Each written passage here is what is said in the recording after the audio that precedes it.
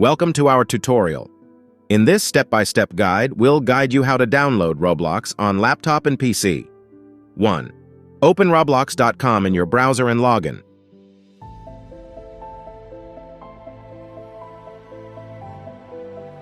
2.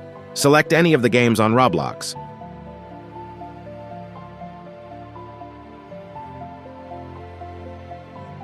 3.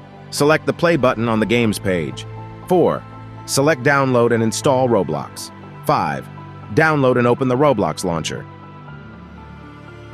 6. Roblox will then be installed to your computer. Once completed, select the play button again and Roblox will open on your PC. Congratulations, you have successfully learned how to download Roblox on laptop and PC. Thank you for watching our guide.